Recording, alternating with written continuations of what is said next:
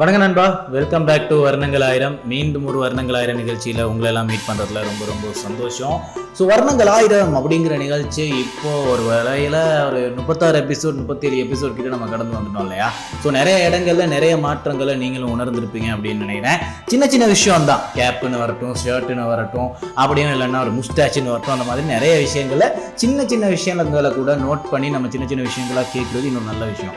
ஏன் அப்படின்னு பார்த்துக்கிட்டிங்கன்னா, நீங்கள் ஒரு விஷயத்தை கம்ப்ளீட்டாக தெரிஞ்சுக்கணும், இது வந்து எனக்கு இன்னும் பெட்டராக இருக்கணும் அப்படின்னு தோன்ற ஒரு இடத்துல தான் அதோட சின்ன விஷயத்தை, அதோட ஆழத்தை கூட தெரிஞ்சுக்கணும் அப்படின்னு நினைப்பீங்க. அப்படி இருக்கும்போது அந்த ஒரு ஆழத்துலேருந்து தெரிஞ்சு அதுக்கப்புறமா மேலேன்னு தெரிஞ்சுட்டு வரும்போது அந்த ஒரு விஷயம் உங்களுக்கு இன்னும் பர்ஃபெக்டாக இருக்கும், கரெக்டாக இருக்கும் அப்படிங்கிறது நீங்கள் நம்புறனால தான் இப்போ என்னோட நிகழ்ச்சியில் நீங்கள் இந்த எபிசோடையும் பார்த்துக்கிட்டு இருக்கீங்களா இருக்கும். கம்ப்ளீட்டாக பாருங்கள், கம்ப்ளீட்டாக பார்த்து இன்னைக்கு நிகழ்ச்சியிலையும் என்ன மாதிரியான விஷயங்கள் எடுத்துக்கலாம் அப்படிங்கிறத தொடர்ந்து நிகழ்ச்சியோடு இணைந்திருந்து தெரிஞ்சுக்குங்க அப்படின்னு சொல்கிறேன்.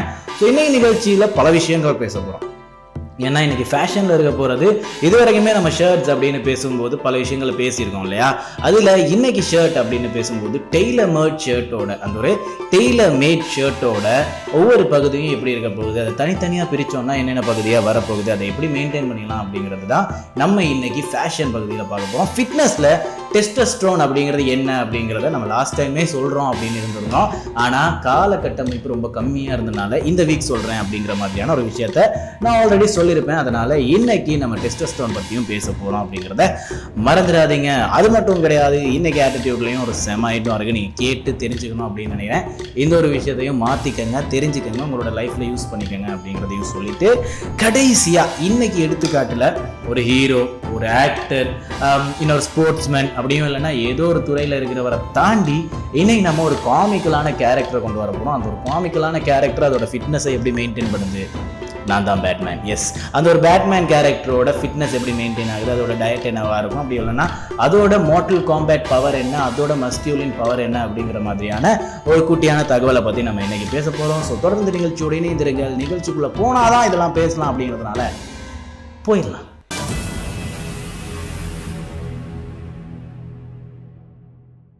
ஓகே சோல்ஜர்ஸ், இன்னைக்கு நிகழ்ச்சியை எந்த ஒரு பாகத்துல இருந்து ஆரம்பிக்கலாம் அப்படின்னு பல பேர் பல எதிர்பார்ப்போட காத்துக்கிட்டு இருப்பீங்க. ஸோ ஃபிட்னஸாக இருக்குமா, ஃபேஷனாக இருக்குமா, அப்படியும் இல்லைனா ஃபிட்னஸ்லேருந்து வந்துட்டாங்கன்னா டெஸ்டோஸ்டெரோனை என்ன மாதிரி கொண்டு போக போகிறாங்க, ஃபேஷனில் எப்படி அந்த ஒரு டெய்லர் மேடை காட்ட போகிறாங்க அப்படின்னு பல விஷயங்கள் உங்களோட மண்டைக்குள்ளே ஓடிக்கிட்டு இருக்குதா இருக்கும். அப்படி இருக்கும்போது இன்னைக்கு நிகழ்ச்சியை நம்ம ஆரம்பிக்க போகிறது ஃபேஷனில் இருந்து தான். ஸோ ஃபேஷனில் இன்னைக்கு நம்ம பேச போகிறது என்ன அப்படின்னு பார்த்துக்கிட்டிங்கன்னா, ஒரு ஷர்ட் டெய்லர் பண்ணி எடுக்கிறீங்கன்னா, அதாவது தச்சு எடுக்கிறீங்கன்னா அதில் கண்டிப்பாக நம்ம பார்க்க வேண்டிய சில பல விஷயங்கள் என்ன அப்படிங்கிறது தான். ஸோ நம்ம இப்போ ஒரு டெய்லர் ஷர்ட் ஒன்றுக்கு போகிறோம், இப்போ தான் டெய்லர் பண்ண போகிறோம்னா ஒரு டெய்லர் கிட்ட போனோம்னா அவர் ஃபஸ்ட்டு இதில் சைஸஸ்லாம் செக் பண்ணிப்பார். ஒன்று உங்களோட ஷோல்டரை செக் பண்ணுவார், அதுக்கப்புறமா உங்களோட செஸ்ட் சைட் செக் பண்ணுவார், அதுக்கப்புறமா லென்த்து, அதுக்கப்புறமா உங்களோட ஸ்லீவ் லென்த் அப்படின்னு பல விஷயங்களும் செக் பண்ணிக்கிட்டு இருப்பார். ஸோ இதெல்லாத்தையுமே நீங்கள் ஆல்ரெடி நோட் பண்ணியிருப்பீங்க. ஆனால் சில பல சின்ன மைனூரான டீட்டெயில் இருக்கும். அந்த மைன்யூரான டீட்டெயில்லாம் என்ன, அதுங்களை செக் பண்றது மூலியமா உங்களோட ஷர்ட் அடுத்து டெய்லர் பண்ணும்போது என்ன மாதிரியான ஒரு சொல்யூஷன் கொண்டு வரலாம், சேஞ்ச் கொண்டு வரலாம், அப்படி இல்லைன்னா இருக்கிறத விட எப்படி பெட்டரா காட்டலாம் அப்படின்னு பல விஷயங்கள் நம்ம இன்னைக்கு ஷர்ட் ஒன்று டெய்லர் பண்றது மூலியமா என்ன பண்ணலாம் அப்படிங்கிறத தெரிஞ்சுக்க போறோம். சரி, ஓகே, நானே தச்சிக்கணுமா ப்ரோ அப்படின்னு கேட்குறீங்களா இருக்கும். அதான் கிடையாது. அடுத்த வாட்டி நீங்க தைக்க போறீங்களா இருந்தா அந்த ஒரு டெய்லர் இதெல்லாம் கரெக்டா மெயின்டைன் பண்றாரா அப்படிங்கிறத பார்த்து வாங்குங்க அப்படிங்கிறதுக்காக தான் இப்பவே சொல்லிக்கிறோம். ஸோ ஃபர்ஸ்ட் இருக்கிறது காலர். எப்படியுமே உங்களோட ஷர்ட்டோட காலரை பொறுத்து தான் உங்கள் ஷர்ட்டோட அந்த ஒரு கம்பீரமே தெரியும். ஏன்னா உங்களோட ஷோல்டர் பகுதிக்கும் உங்களோட செஸ்ட் பகுதிக்கும் நடுவில் இருக்கிற இந்த ஒரு காலரில் தான் உங்களோட நெக் பகுதி பிளேஸ் ஆகுது. அந்த ஒரு நெக் பகுதியில் காலர் ரொம்பவுமே திக்காக ஸ்ட்ராங்காக இருக்கணும். அப்படி இல்லைன்னா கொஞ்சம் வீக்காகவே இருந்தாலும் பரவாயில்ல, ரெண்டுக்கும் சமமாக இல்லாமல் சம்மந்தமே இல்லாமல் நடுவில் ஒரு போர்ஷனாக இருந்துச்சுன்னா கொஞ்சம் பார்க்க நல்லா இருக்காது. ஸோ ஆக்சுவலாக இந்த ஒரு காலரை ஸ்ரீலங்காவில் எப்படி கூப்பிடுவாங்க அப்படின்னு பார்த்துக்கிட்டிங்கன்னா சைனீஸ் காலர். இந்த ஒரு காலருக்கு நம்ம சொல்கிற மாதிரி அந்த ஒரு கெத்தான மெயின்டெனன்ஸ் தேவையில்லை, அதாவது ரொம்ப ஸ்ட்ராங்கா இருக்க தேவையில்ல, வீக்கா இருந்தாலே போதும். ஆனா இதை நம்ம ஸ்ட்ராங்கா வச்சுக்கிறோன்னு இதுலயும் ஸ்ட்ராப் போட்டோம்னா உள்ள ஸ்ட்ராப் பகுதி ஒன்று வரும், அது ஒரு ஸ்ட்ராப் போட்டோம்னா சொதப்பிடும். அதே மாதிரி தான் நம்ம ஸ்ட்ராங்கா வச்சிருக்கிற அந்த ஒரு காலருக்கு நம்ம வீக்கா வச்சுக்கிற மாதிரி ஸ்ட்ராப் இல்லாம பண்ணிட்டோம்னா அதுவும் சொதப்பிடும். அந்த மாதிரியான ஒரு விஷயம் தான். ஸோ அடுத்ததாக இருக்கிறது ஸ்பிளிட் யோக். இதுதான் உங்களோட ஷோல்டர் பகுதி. ஸோ ஆக்சுவலாக ஷர்ட்டுக்கும் ஆக்சுவலாக ஒரு உமனோட ஒரு ட்ரெஸ்ஸுக்கும் ஒரு பெண்ணோட ட்ரெஸ்ஸுக்கும் ஷர்ட்டுக்கும் இருக்கிற டிஃபரன்ஸே இதுதான். ஏன்னா எப்போவுமே ஒரு ஆம்பளையோட ஷோல்டர் வந்து கொஞ்சம் டிஃபரெண்ட்டாக ஒரு ப்ராடான ஷோல்டராக இருக்கும், ஒரு பக்கத்துக்கு மட்டும் இருக்காது. அப்படி இருக்கும்போது லேடிஸோட ட்ரெஸ்ஸில் வந்து ஷோல்டர் தனியாக எடுக்க தேவையில்லை. ஆனால் பசங்களுக்கு ஷோல்டரை நம்ம தனித்தனியாக எடுக்க வேண்டியதாக இருக்கும். அப்போ தான் நம்மளோட ஷோல்டருக்கு ஏற்ற மாதிரி அந்த ஒரு ஷர்ட்டை மெயின்டைன் பண்ணிடலாம். அதுக்காக தான் இந்த ஒரு ஸ்பிளிட் யோக் அப்படிங்கிற பகுதியை யூஸ் பண்ணுறோம். ஸோ ஸ்பிளிட் யோக் அப்படிங்கிற பகுதி என்ன பண்ணுது அப்படின்னு பார்த்துக்கிட்டிங்கன்னா, உங்களோட ஷோல்டரோட லென்த்தை மட்டும் கிடையாது, அதோட திக்னஸ், அதோட ப்ராட்னஸ், அதோட வைட்னஸ் எல்லாத்தையும் சேர்த்து கவர் பண்ணுது.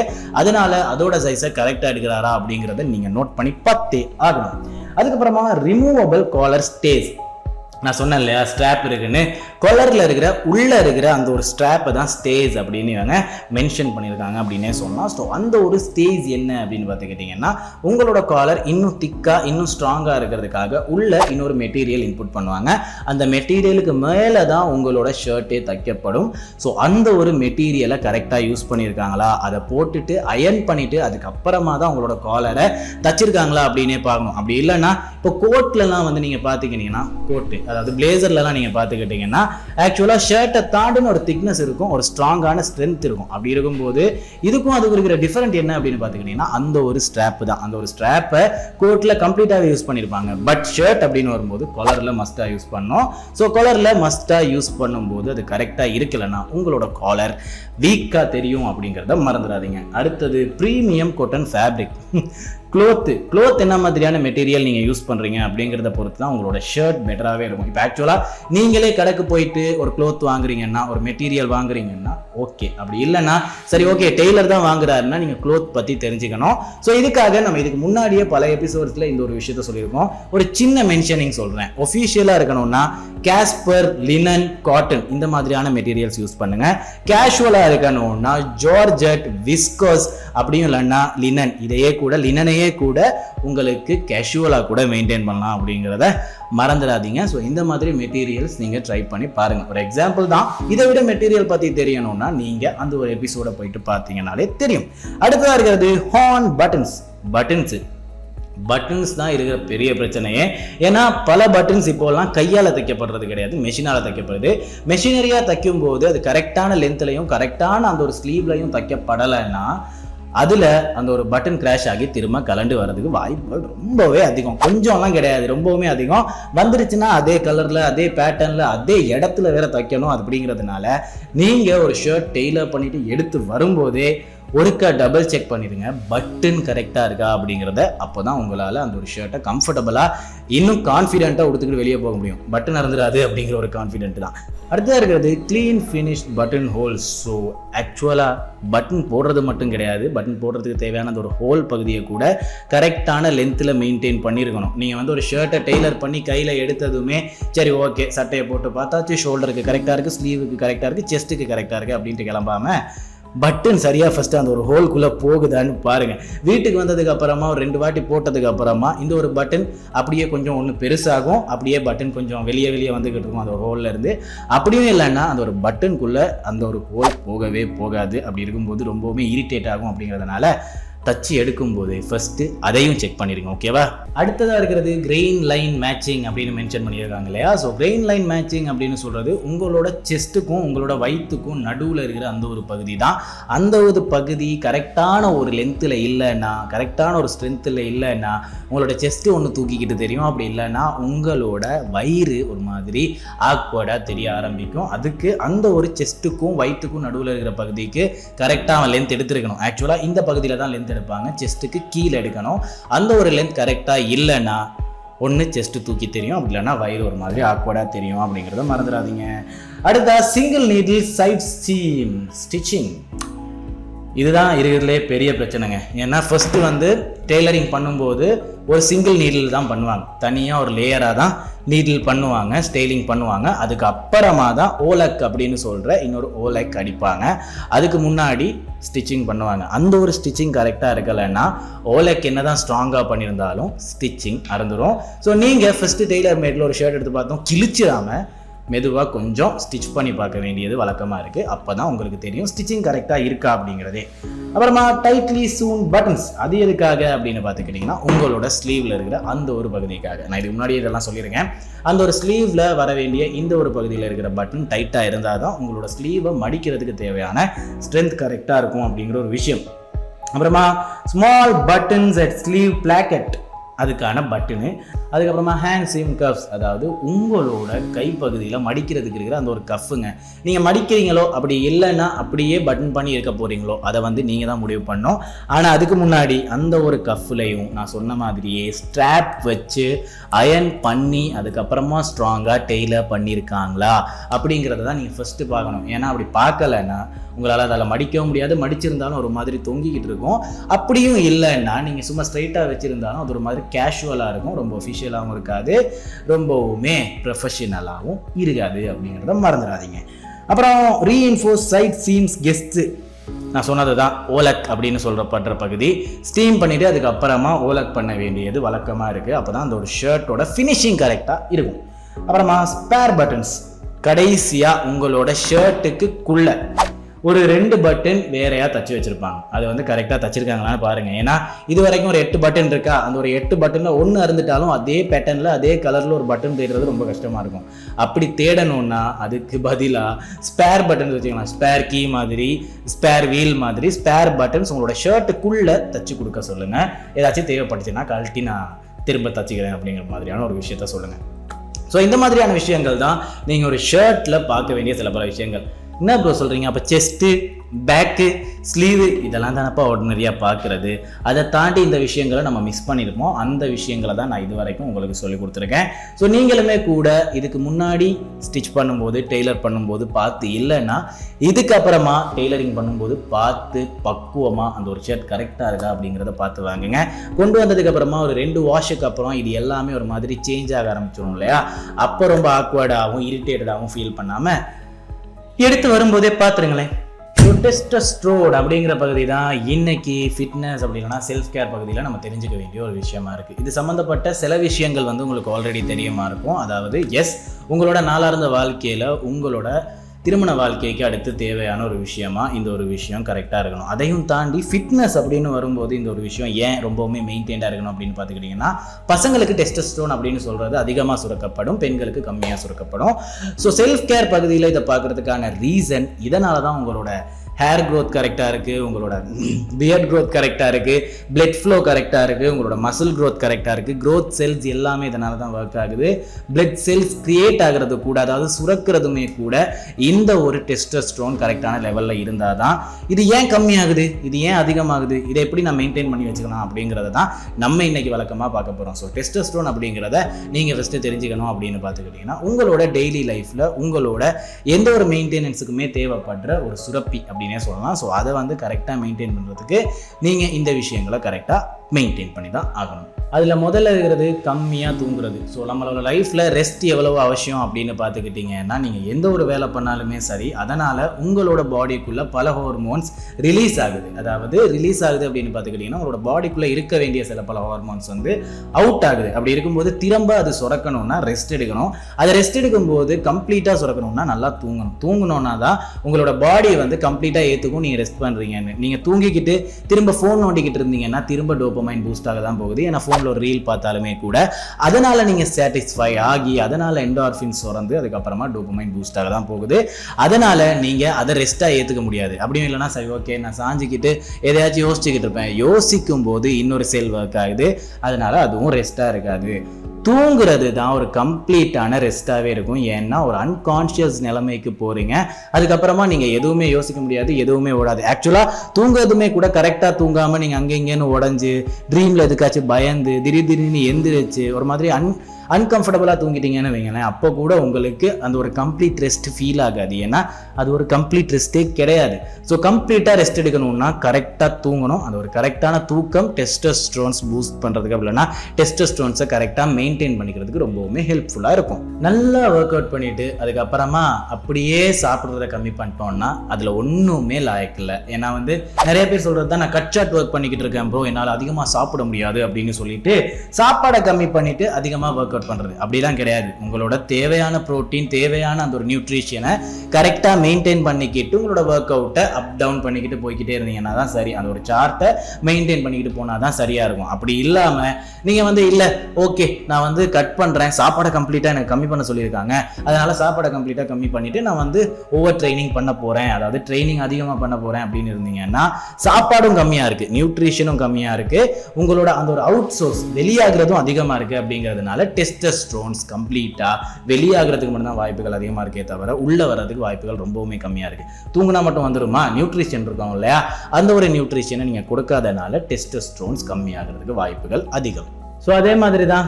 சரி ஓகே, அப்போ நீங்கள் சொன்ன மாதிரியே நான் பெருசாக ட்ரைனிங் பண்ணாமல் நல்லா சாப்பிட்றேனே ப்ரோ, உனக்கு சொல்கிறது புரியல. என்னென்னா நியூட்ரிஷன் அப்படிங்கிறது ஒரு அளவுக்கு உடம்புக்குள்ளே வந்தால் தான் அது ஹெல்தி. அதை தாண்டி அந்த ஒரு ஹெல்தியை தாண்டி உங்களுக்கு நியூட்ரிஷன் உள்ளே வருதுன்னா அது நியூட்ரிஷன் கிடையாது, ஒன்று ஃபேட்டாக கன்வெர்ட் ஆகும், இல்லைனா வேறு ஏதாச்சும் எசிடாக கன்வெர்ட் ஆகுமே தவிர அது ஒரு சாப்பாடாக ஏற்றுக்கப்படாது.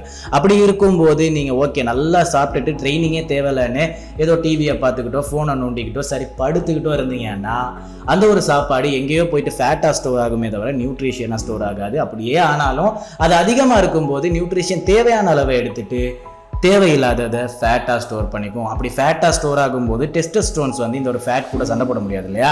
ஸோ டெஸ்டோஸ்டெரோன்ஸ் கொஞ்சம் கம்மியாக ஆரம்பிக்கும். ஸோ நீங்கள் ஃபஸ்ட்டு கரெக்டாக சாப்பிட்டு கரெக்டாக ட்ரைனிங் எடுக்கணும். அதை விட்டுட்டு சரி ஓகே நான் சாப்பிட்டுக்கிட்டே இருப்பேன் ட்ரைனிங்லாம் எடுக்க மாட்டேன் அப்படின்னு நீங்கள் ஃபீல் பண்ணிக்கலாம் இருந்தாலும் டெஸ்டோஸ்டெரோன் காலியாயிரும். விட்டமின் டி, மெக்னீசியம், ஜிங்க், அதாவது அயனு, விட்டமின் டி இந்த மாதிரி சம்மந்தப்பட்ட ஃபுட்ஸ் இருக்குது இல்லையா, வெஜிடபிள்ஸ், ரைஸு அப்படி இல்லைன்னா ஃப்ரூட்ஸு, இந்த மாதிரியான சாப்பாடுங்க இருக்குது இல்லையா, இந்த மாதிரியான சாப்பாடுகளை அதிகமாக நீங்கள் சாப்பிட்றது மூலியமாக, அதிகமாகனா கம்ப்ளீட்டாக அதை மட்டுமே சாப்பிட்டுக்கிட்டு இருப்பேன் அப்படிலாம் கிடையாது, அளவாக சாப்பிட்றது மூலியமாக உங்களோட டெஸ்டோஸ்டெரோன் இன்னும் இருக்கிறத விட பெட்டராக சுரக்க ஆரம்பிக்கும். அது மூலியமாக உங்களுக்குமே கூட ஒரு பெட்டரான இன்னொரு சாட்டிஸ்ஃபேக்ஷன் கிடைக்குது. ஏன்னா உங்களோட டெஸ்டோஸ்டெரோன் கரெக்டான லெவலில் பூஸ்ட் ஆகிக்கிட்டு இருக்கு. இந்த ஒரு vitamin D, magnesium and zinc அப்படிங்கிறது கரெக்டாக உங்களோட பாடிக்குள்ளே சுரக்கிறனால. அப்போ ஃபேட்டே தேவையில்லையா ப்ரோ அப்படின்னு கேட்டுக்கிட்டிங்கன்னா ஃபேட்டுக்கும் கரெக்டான சில பல சோர்சஸ் இருக்குது. என்னென்னு பார்ப்போமா? ஃபேட் அப்படின்னு வரும்போது கூட நல்ல ஃபுட்டும் இருக்குது, கெட்ட ஃபுட்டும் இருக்குது. ஏன்னா இது வரைக்குமே நீங்கள் ஃபேட் அப்படின்னு கேள்விப்பட்டாலே பல விஷயங்கள் கேள்விப்பட்டிருப்பீங்க. அதில் எல்லாமே ஓகே இப்படி வந்துச்சுன்னா இப்படி உடம்புல தங்கி நிற்கும் அப்படிங்கிற மாதிரியான விஷயங்கள் இல்லை.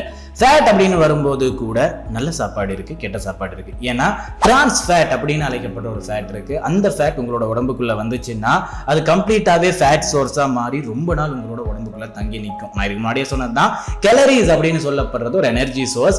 அது கம்ப்ளீட்டாக வெளியானதுக்கு அப்புறமா ஃபேட் சோர்ஸை வச்சு அந்த ஒரு எனர்ஜியை யூஸ் பண்ணிக்கும் அப்படின்னு. இப்போ உதாரணத்துக்கு நீங்கள் ஒரு பர்கரை சாப்பிட்டு உங்களோட வயிற்றை ரொப்பிக்கிறீங்க. அந்த ஒரு பர்கரை சாப்பிட்டு உங்களால் கேலரிஸ் மெயின்டைன் பண்ண முடியாது, அது ஒரு எனர்ஜியாக யூஸ் பண்ண முடியாது. அது கம்ப்ளீட்டாகவே உங்களோட உடம்புல ஒரு ஃபேட்டாக தான் ஸ்டோர் ஆகும். முடியாத பட்சத்தில் தான் கொஞ்சம் கொஞ்சம் கொஞ்சம் கொஞ்சமாக கொடுக்கும். அப்போ தான் கேஸ்ட்ரிக்லாம் வர்றதுக்கான வாய்ப்புகள் அதிகமாக இருக்குது. இதுவே கரெக்டான ஒரு ஃபேட் இருக்கிற சாப்பாடை எடுத்துக்கிட்டோம்னா அது மூலியமா உங்களோட பாடியில எனர்ஜி தேவையான நேரத்துக்கு கரெக்டா இந்த வச்சுக்க அப்படின்னு கொடுத்து அனுப்பி விட்டுரும். ஏன்னா அது அதுக்காக தான் உருவாக்கப்பட்டிருக்கு, அது அதுக்கான சோர்ஸா தான் வேலை செய்யுது. டிரான்ஸ் ஃபேட் கிடையாது, ஒரு கம்ப்ளீட் நல்ல ஃபேட். ஸோ அந்த மாதிரியான சாப்பாடுங்களுக்கு ஒரு குட்டி உதாரணம் இப்போ நீங்க பார்க்க போறீங்க. பேட் ஃபேட்ல பால், அதுக்கப்புறமா சீஸு, அப்புறம் குக்கீஸ், ஐஸ்கிரீமு, பேஸ்ட்ரீஸு, சிப்ஸு, அப்புறம் ஆயிலு, வெஜிடபிள் ஆயில் தான். அப்புறமா ரெட் மீட்லேயுமே கூட ஃபேட் இருக்குது அஃப்கோர்ஸ். அப்புறம் ஃப்ரைட் ஃபுட்ஸ், அதாவது burger, French fries, chicken fry, அப்படி இல்லைன்னா ஏதோ ஒன்று எதோ சாப்பிடுவோம் இல்லையா, அதுங்க தான். அப்புறமா நல்ல ஃபேட் பக்கம் வந்தோம்னா பீனட் பட்டர். ஆக்சுவலாக பீனட் பட்டரில் ஒரு செம்மையான ஒரு ஃபேட் இருக்குது. அந்த ஒரு ஃபேட் ரொம்பவுமே அதிகமாக இருக்கும், கேலரிஸும் அதிகமாக இருக்கும். ஆனால் அதை நீங்கள் கரெக்டான எனர்ஜியாக மெயின்டைன் பண்ணுறீங்கன்னா. அப்புறம் அவகாடோ, பட்டர் ஃப்ரூட். இது பட்டர் கிடையாது, ஆக்சுவலாக பட்டர் ஒரு டிரான்ஸ் ஃபேட் மாதிரி. அப்படி இருக்கும்போது பட்டர் ஃப்ரூட்டாக இருக்கிற அவகாடோ யூஸ் பண்ணும்போது இன்னும் கொஞ்சம் டிஃப்ரெண்ட்டான ஒரு வைப் கிடைக்கும், எனர்ஜியும் கரெக்டாக மெயின்டைன் ஆகும். அப்புறமா சோயா மில்க். அஃப்கோர்ஸ் சோயா மில்கில் ஒரு செம்மையான அளவு ப்ரோட்டீனுமே கூட இருக்குது. அதே மாதிரி தான் ஃபேட்டும் தேவையான அளவு இருக்குது, தேவையான கண்ணோட்டத்தில் இருக்குது அப்படின்னே சொல்லலாம். அதுக்கப்புறமா டோஃபுன்னா என்னென்னு தெரியுமா? பன்னீருங்க. பன்னீர் ஆக்சுவலாக பாலோட அந்த ஒரு பால் பகுதியை எடுத்ததுக்கு அப்புறமா, அதாவது தயிராக்குனதுக்கு அப்புறமா வீணாகிற பாலோட பகுதியை வச்சு செய்கிறது தான் டோஃபு. இதில் புரோட்டீன் அளவு ரொம்பவுமே அதிகமாக இருக்குது, அதே மாதிரி நல்ல அளவிலான ஃபேட்டும் இருக்குது. இதை கரெக்டான ஒரு எனர்ஜி சோர்ஸாக மெயின்டைன் பண்ணிக்கலாம். அப்புறமா சீட்ஸு, அஃப்கோர்ஸ் எல்லாருக்குமே தெரியும், விதைகள் சாப்பிடும்போது நல்ல லெவலான ஃபேட்ஸ் உங்களோட உடம்புக்குள்ள சுரக்கும் அப்படிங்கிறது. அப்புறமா olive canal, peanut and seems oil, அதாவது ஆலிவ் ஆயில் அப்படி இல்லைன்னா பீனட் ஆயில், ஆக்சுவலாக வெஜிடபிள் ஆயிலை கொஞ்சம் தவிர்த்துக்கங்க அப்படின்னு சொல்ல வராங்க. அப்புறம் நட்ஸு, எஸ் ஆமண்டாக இருக்கலாம், அப்படியும் இல்லைன்னா கெஷ்யூ நட்ஸாக இருக்கலாம், அப்படியும் இல்லைன்னா பீனட்ஸாக இருக்கலாம். இந்த மாதிரி எல்லா நட்ஸுமே கூட நிறைய ஃபேட் சோர்ஸ் இருக்குது. ஆனால் தேவையான அளவு ப்ரோட்டீனும் இருக்குது. அதே மாதிரி தான் எனர்ஜியாக மெயின்டைன் பண்ணுறதுக்கான நல்ல ஃபேட்டு தான் இந்த ஒரு ஃபுட்டில் இருக்குது. அப்புறமா ஃபேட்டி ஃபிஷ், சார்டின், அப்படி இல்லைன்னா தலப்பத், இந்த மாதிரியான மீன் வகைகள், இதுலையுமே கூட நிறைய அளவிலான ஃபேட் இருக்குது. அதே மாதிரி நல்ல அளவிலான ஃபேட் தான் இருக்குது அப்படிங்கிறதையும் மறந்துடாதீங்க. ஸோ டெஸ்டோஸ்டெரோன் பூஸ்ட் பண்ணுறதுக்கும் ஃபேட் சாப்பிட்லாம். அந்த ஃபேட்டு தான் இதெல்லாம். ஓகேவா? ஸோ எஸ், இன்னைக்கு நம்ம செல்ஃப் கேரில் பார்த்தது டெஸ்டோஸ்டெரோன்ஸ். ஸோ டெஸ்டோஸ்டெரோன்ஸை பூஸ்டாகவும் அளவாகவும் மெயின்டைன்டாகவும் வச்சுக்கிறதுக்கு தேவையான பல சாப்பாடுங்க, அப்படி இல்லைன்னா உங்களோட ஆட்டிடியூட்ல மாற்றிக்கக்கூடிய சில பல விஷயங்களை பற்றி பேசியிருக்கோம். ஆட்டிடியூட் பக்கம் போயிடலாமா? எனக்கு ஆட்டிடியூட் பக்கம் பேச போகிறது ஒரு சின்ன கண்டென்ட், ஆனால் ஒரு பெரிய ஸ்பார்க் இந்த ஒரு சமுதாயத்தில் அப்படின்னே சொல்லலாம். ஸோ கெட்ட வார்த்தைங்க என்னென்னா பேட் வேர்ட்ஸ், தூசணம், சரியா? ஸோ இந்த மாதிரி நிறைய வார்த்தைங்க வந்து இப்போ ஸ்ரீலங்காக்குள்ளே இருக்குது. அப்படி இல்லைன்னா என்னென்னமோ சொல்லலாம். ஓகேவா? நரக்க வச்சனை, சபிய வச்சனை அப்படின்னு ஸ்ரீலங்காவில் சகோதர மொழியில் சொல்லப்படும். பேட் வேர்ட்ஸ்னு இங்கிலீஷில் சொல்லப்படுது. கெட்ட வார்த்தை அப்படி இல்லைன்னா தூசணம் அப்படின்னு தமிழ்லையும் பல இடங்களில் சொல்கிறாங்க. ஸோ ஆக்சுவலாக இதெல்லாம் என்ன அப்படின்னு பார்த்துக்கிட்டிங்கன்னா, ஒரு நபரோட ஒரு ப்ரைவேட் பார்ட்டையோ அப்படி இல்லைன்னா அவங்களோட ப்ரைவேட் லைஃபையோ வச்சு தான் நிறைய கெட்ட வார்த்தைங்க உருவாகுது. அப்படியும் இல்லைன்னா அவங்களோட அந்த ஒரு கீழே இருக்கிற அந்த ஒரு ஏழாமையை மெயின்டைன் பண்ணி கெட்ட வார்த்தையாக திட்டிக்கிட்டு இருக்காங்க. ஆக்சுவலாக இப்போது நிறைய பேர் சொல்கிறது தான் தமிழில் ஒரு தூய வார்த்தை இருக்குது, மயிறு அப்படின்னு சொல்லப்படுற ஒரு வார்த்தை. ஆக்சுவலாக மயிறு அப்படின்னு பல பேர் திட்டும்போது என்ன மாதிரியான ஒரு கண்ணோட்டத்தை கொண்டு வராங்க அப்படின்னு பார்த்துக்கிட்டிங்கன்னா, தலையிலையும் நிற்காமல் தரையிலையும் விழுகாமல் அப்படியே கலண்டு விழுந்து ஒரு பகுதி அப்படிங்கிற மாதிரியான ஒரு விஷயம். அதாவது அவங்கள வந்து ரொம்ப கீழ்மட்டமாக பேச ஆரம்பிக்கிறாங்க. ஆக்சுவலாக எதுக்கு அப்படி பண்ணணும்? எதுக்காக இன்னொருத்தரோட அந்த ஒரு ஏழாமையை நம்ம கலாய்க்கணும்? அப்படி இல்லைன்னா கீழ்படுத்தி பேசணும்? அது மூலியமாக நமக்கு என்ன கிடைக்க போகுது? அப்படியும் இல்லைன்னா அவங்கள அப்படி சொல்கிறது மூலியமாக அவங்க அப்படி ஆயிடுவாங்களா?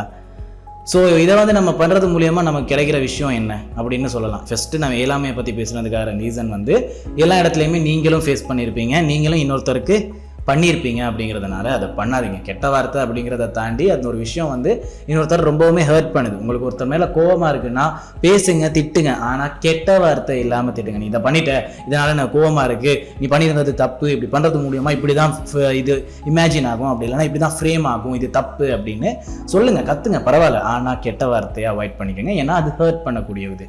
ஏன்னா வார்த்தைங்களை கொட்டுனா எட்டுக்க முடியாது, அதாவது கொட்டுனா பொறுக்க முடியாது அப்படின்னு சொல்லுவாங்க இல்லையா? அந்த மாதிரி தான் வார்த்தைங்களை விட்டுறாதீங்க. அப்புறம் ப்ரைவேட் பார்ட் ஒரு ப்ரைவேட் லைஃப், மோஸ்ட்லி பொண்ணுங்களோட ப்ரைவேட் பார்ட்ஸை வச்சு தான் நிறைய பேட் வேர்ட்ஸ் உருவாக்கப்பட்டிருக்கு.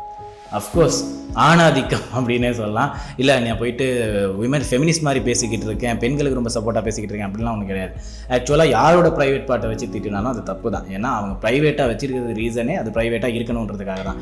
அதையும் போயிட்டு நம்ம திட்டிட்டு அவங்களுக்கு வந்து கீழ்த்தனமாக பேசிட்டு அதை வந்து ஒரு பெருமையாக நினச்சிக்கிட்டு ஒரு மாதிரி வீரனாக உணர்ந்துக்கிட்டு இருந்து வேலையே இல்லை. அதனால் யாரோட ப்ரைவேட் பார்ட்டையோ ப்ரைவேட் லைஃப்பையோ இன்ட்ராக்ட் ஆகிற மாதிரியான கெட்ட வார்த்தைங்க பேசாதீங்க.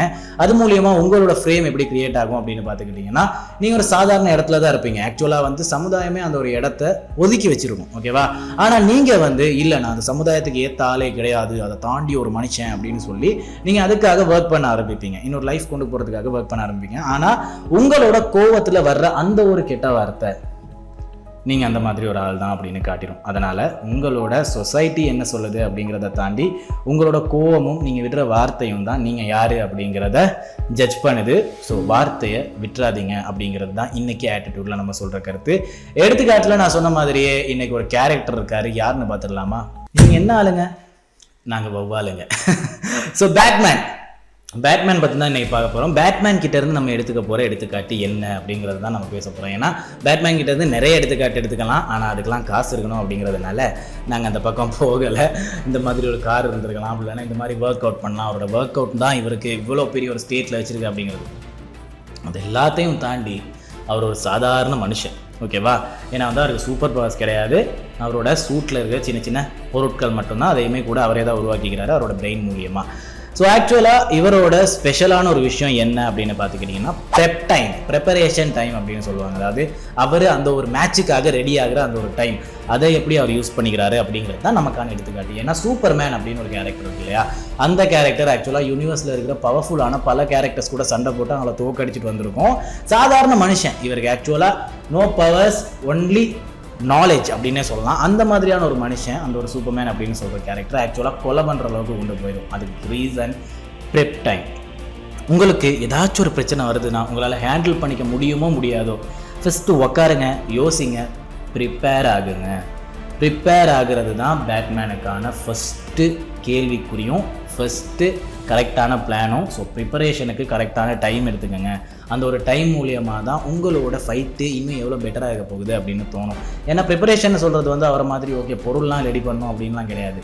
நீங்கள் சமுதாயத்தில் எந்த ஒரு விஷயத்துக்காக இருந்தாலும் ஃபேஸ் பண்ணுறீங்கன்னா, அது உங்களை போட்டு பொழக்குதுன்னா ஃபஸ்ட் ஒரு நிமிஷம் உட்காருங்க, யோசிங்க, என்ன பேசலாம், என்ன பண்ணலாம், என்ன மாதிரி நான் கொண்டு போகணும், இதுக்கப்புறம் எனக்கு பிரச்சனை வராமல் இருக்கணும்னா என்னெல்லாம் பண்ணலாம் அப்படிங்கிற மாதிரியான பல விஷயங்கள் நீங்கள் யோசிங்க, ப்ரிப்பேர் பண்ணுங்கள். அந்த ஒரு ப்ரிப்பரேஷன் தான் நம்மளோட பேட்மேனோட சூப்பர் பவர் அப்படின்னே சொல்லலாம். ஆக்சுவலாக அவருக்கு சூப்பர் பவர்லாம் கிடையாது, நாலேஜும் ஓரளவுக்கு அவருக்கு தேவையான அளவுக்கு தான் இருக்குது. ஆனால் அந்த ஒரு நாலேஜை யூஸ் பண்ணிக்கிறதுக்கு அவருக்கு கரெக்டாக மெயின்டைன் ஆகிற ஒரே ஒரு விஷயம் ப்ரெப் டைம், ப்ரிப்பரேஷன். ஸோ நீங்களுமே கூட ப்ரெப் டைம் கரெக்டாக யூஸ் பண்ணிக்கங்க அப்படிங்கிறத சொல்லிவிட்டு ப்ரிப்பேர்டாக இருப்போமா, இன்னைக்கு நிகழ்ச்சி முடிச்சுக்கலாமா? ஓகே சோல்ஜர்ஸ், நிறைய கருத்து, நிறைய விஷயங்கள் பேசியிருந்தோம். பேட்மேன் சூப்பர்மேன் ஃபைட்லாம் பார்த்துட்டு வந்திருந்தோம். டெஸ்டோஸ்டெரோன் பற்றி பேசியிருந்தேன். அந்த இடத்துல நீங்கள் நிறைய விஷயங்கள் தெரிஞ்சுப்பீங்க அப்படின்னு நினைக்கிறேன். சாப்பாடு அளவாக சாப்பிடுங்க, அதே மாதிரி ட்ரைனிங்கும் அளவாக எடுத்துக்கங்க. அளவான சாப்பாடு, அளவான ட்ரைனிங் தான் உங்களோட ஹெல்தி லைஃபுக்கான ஒரே வழிமுறை. ஆக்சுவலாக நிறைய பாடி பில்டர்ஸ் கூட ஏர்லியாக இறந்து போகிறதுக்கான காரணம் என்ன அப்படின்னு பார்த்துக்கிட்டிங்கன்னா, கம்மியாக சாப்பிட்டு அதிகமாக ஓவர் ட்ரைனிங் பண்ணுறதுனால தான். அதை வந்து நீங்கள் ஒரு எடுத்துக்காட்டாகவே எடுத்துக்கக்கூடாது அப்படிங்கிறதுனால தான் நான் டெஸ்டோஸ்டெரோனை கொண்டு வந்து இந்த ஒரு விஷயத்தை உங்களுக்கு கம்ப்ளீட்டாக சொல்லி கொடுத்துருந்தேன். அப்புறமா ஷர்ட் தச்சு எடுத்துட்டோன்னா சரி ஓகே அப்படியே போட்டுடலாம் அப்படின்னு போகாமல் கொஞ்சம் டபுள் செக் பண்ணிக்கோங்க. கெட்ட வார்த்தை பேசாதே. இன்னொரு நாள் மீட் பண்ணலாம். அது வரைக்கும் உங்களிடமிருந்து விடைபெறும் நான் உங்கள் சல்லு. போயிட்டு வாங்க, டாட்டா.